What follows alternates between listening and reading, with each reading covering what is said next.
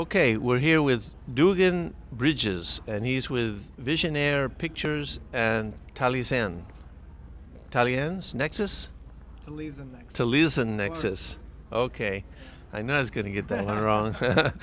Anyway, he's going to tell us about his organization and what they're trying to do in the world of movies and video and whatever else. Or do you want me? Yeah, so I work with Taliesin Nexus. We are based out of Los Angeles, Hollywood. We're one of the only liberty-minded organizations based out of Los Angeles, and we are based there because we want to influence culture, and we believe that Hollywood influences the culture of the world. And because we believe that politics is downstream from culture, we believe that by influencing culture, that will lead to influencing political decisions down the road, and look at it in a long-term type process of reaching people of all ages and over a long period of time. So I agree completely with your premise. In order for us to have a chance in the political system, we have to affect the culture, because politics, like you said, is downstream culture. First comes the culture, the ideas that people believe in, and then that influences how they vote and how they organize socially. So, could you mention how you're recruiting people, or what kind of what you're looking for? You like this, that, or the other? Yeah. Well, we're looking for students, but we're also looking for people who have graduated and outside of school, who are interested in getting into Hollywood as a filmmaker or as an author, because authors and films and screenwriters carry ideas and plant them in people's minds. And so we're recruiting college students and up. And I wouldn't say that there's a limit on the age of who you can be to enter our programs.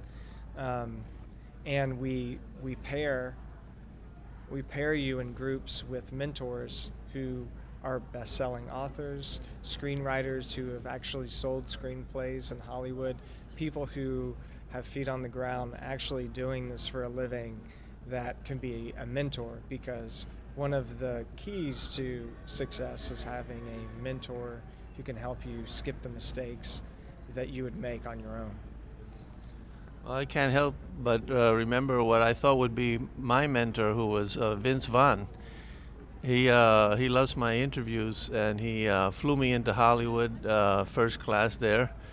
Everything was going great, and we were doing a documentary on redistribution of wealth, about the policy of redistributing wealth, but also about me. I mean, he wanted to make it like my life story, sort of. I think the idea in Hollywood today is that if you create a story, that has a better chance than if you just go straight on the issue. Yeah. So the That's beginning was great, but after that, everything was downhill. No. It didn't work Well, out. it did not work out, because turned out that I had to give up all the material that I had ever shot. That was the first contract that they wanted me to sign, which I couldn't sign. And then it was all on spec. They didn't. After the first time they flew me in first class and everything, I thought, well, this is pretty good, huh? Yeah, definitely. And Vince Vaughn is a big star, Yeah, and man. then he didn't want to pay anything, and he wanted to own my stuff, and What in the world? I had battles with his lawyer, and basically they wanted me to sign a typical artist contract where they own the artist, but of course they pay that artist $1 million or $2 or whatever, and then he's theirs. Yeah, So they own him. yeah. But they want to do that with me without paying me. And I just couldn't bring myself around, even though I thought I Wow. was lured to the, how that might help me in my career. So I thought that was a mentor, Yeah. but it didn't turn out to be one. It And was it's a great interest, example of and I had why to it's spend a lot of important. money actually because maybe you're not aware of this, but a movie contract is a very specialized contract. Just a TV lawyer will disqualify himself. So I Hmm. had to hire a movie contract lawyer to go over the contract so I could understand exactly what I was agreeing to. It was a nightmare, That and sounds worse like than that, we started the movie. And there's a lot of good footage that we did already. It's right in the middle, I feel and you. and so we all assumed that we were going to get it was going to finish and we would be able to sign a contract. So all the work that everybody did was wasted, and I wasn't able to ever um, get the project renewed. And Yeah. once the lawyer said, "Well, this guy doesn't want to sign the contract," well, okay, then that's it. Yeah. So, how about that for a ugly story? Well, so I live in New York now, but I just moved back from LA and I lived there for 4 years. And it's crazy how your story is not that uncommon of like how many people get their hearts broken. I have a heartbreak story of my own being in LA that Tell us what happened. Hollywood does. Well, I had a I had a manager. I'd written a screenplay and actually got picked up for representation, which was a really big deal. And I even from the script got called into Warner Brothers for the first time, and it was like a dream come true to live 5 minutes from Warner Brothers and this, you know, brand I'd seen all my life and admired and wanted to be a part of, and to be walking in, invited to pitch an idea, pitch my stuff, because they'd read it and liked it, and I was on cloud nine, and then about a month later, a month later, I had other meetings lined up at like Paramount and Universal, but then my manager got fired and let go because he had a drug problem, and I lost the meetings. I never got to take the meetings inside the other studios, and I haven't gotten representation since that time either. So my scripts haven't gone anywhere, and I'd been writing on a second script that whole time to show people when that happened, and then it was all for naught, a whole year of writing.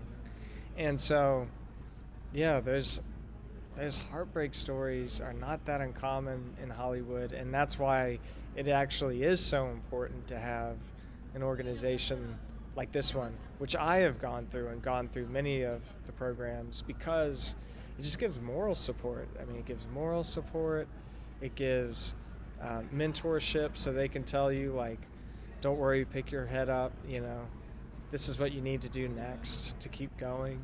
And you have other people who are trying as well, and they're on the same level that you are, and you pick each other up and you encourage each other and help out on everybody else's projects. So as an artist, I appreciate it as well. So, it's interesting because the reason why I want to do this with Vince Vaughn is obvious because he has distribution channels and he's a proven Yeah. a commodity. And so I was willing to give him whatever amount of money that we made or whatever. I was Yeah. doing it to basically get my foot in the door and have an effect on the culture, like we were talking about Mm. before. Yeah. And so when that fell through, I said, "Well, I have a little money of my own. I'll do it myself." Yeah. And so I tried to get representation, Mm. and every avenue, for one reason or another, the guy was fired, this happened, the other thing happened. I wasn't able to get the representation, so I wasn't. So I got stuck where I guess you are after you Mhm. lost your representation, Yeah. and so I never was able to produce the movie. I actually did what I thought was a better movie, instead of about me and redistribution of wealth. I didn't want to do it about me, but I didn't want to make it like a storyline. Yeah. But so I made one called A Failure of Leadership, where I integrate all the interviews that I've done that prove that our political leadership has failed us, and I explain exactly how and why. And that's the movie that I was trying to get done, and I produced, a pilot you could call, cheap pilot, Yeah. just to give somebody an idea of what would happen. Now, the power of the movie really was the interviews, because they are more intense, more exciting, more dramatic than anything you've ever seen. I promise you. And so I didn't need a story. I thought, like, these interviews are like dynamite. I mean, this is like all hell breaks loose. Uh-huh. And so I got stuck on that. So that's my sad story. Oh. Anyway, I guess we're in the same boat. Yeah. Yeah. Well, I've found a little reprieve participating in some of these programs because, like, we have Bill Marsili involved, who just sold a screenplay to Reese Witherspoon, and he also sold a screenplay to Jerry Bruckheimer, and we have those kinds of mentors involved. So just to be able to be around them and find one that you can keep in touch with and throw some ideas off of just makes me feel like, okay, I'm still within striking distance of something in Hollywood. Well, I wish you and all the other young people that are trying to do this a world of success. Do you have any advice for the people that are in my situation and yours? Yeah, I do. What would I tell myself? I would say what recently has rung true to me is keep going. Keep going on the thing that you love to do. Like, the process of it brings you joy. You would do it whether you get paid to or not. And for me, one of those things is screenwriting. So, like, taking the train down here, I was writing. You know what? That screenplay may never do what I want it to do. That's true. But I just enjoyed getting to be creative. And so I think for people like us, staying creative is really important to our emotional health, and getting to share it with whoever we can, be it loved ones or strangers. Yeah. Well, it was nice meeting you, Mr. Bridges. You Dugan. too. It's funny that we share a lot of experiences. So thanks a lot for the interview. Yeah, no problem, Jan.